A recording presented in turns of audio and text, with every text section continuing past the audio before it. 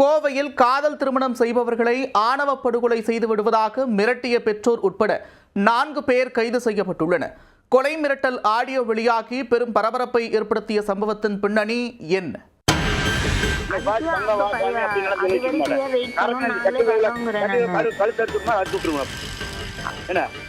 ஒன்றும் பண்ண மாட்டேன். வாசாமி நித்தாமி கூட்டு போயிட்டு நீ கவலைப்பட மாட்டேன்.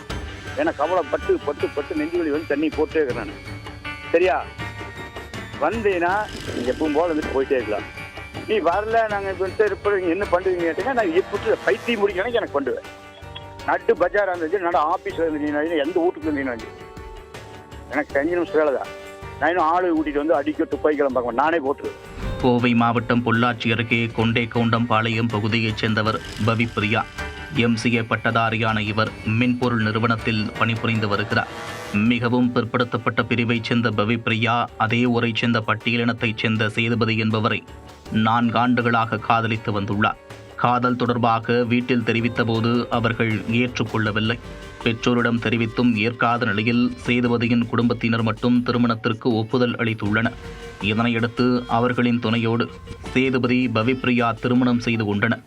இதனையடுத்து தனது பெற்றோரை சமாதானப்படுத்த பவிப்பிரியா முயற்சி செய்த நிலையில் சமாதானம் அடையாத பெற்றோர் சாதி மறுப்பு காதல் திருமணம் செய்து கொண்ட தம்பதிக்கு கொலை மிரட்டல் விடுத்துள்ளனர்.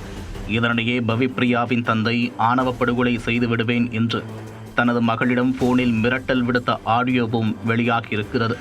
கத்தி எப்பவுமே வச்சுட்டு இருப்பேன், கழுத்து அறுத்துக்குருவேன். எப்படி சக்திகள் நடந்து தோக்க மாட்டேன், அதே போல காரகாரன்னு அறுத்துக்குருவேன். அப்புறம் அவன் தான் ஜெயிலுக்கு போகணும். நான் சொல்லிடுவேன், அப்படியெல்லாம் பண்ணி வேலை சொல்லிவிட்டேங்க, அவனை அறுத்து போட்டேன்னு சொல்லி அவன் மேலே கேஸ் கொடுத்துருக்கோம். நான் எப்போத்தான் போகணுங்க, சாட்சியெல்லாம் பற்றி போடுவேன். சரியா? அதனால ஒழுக்கமாக வந்துடு. நான் வேற எதுவுமே சொல்ல மாட்டேன்.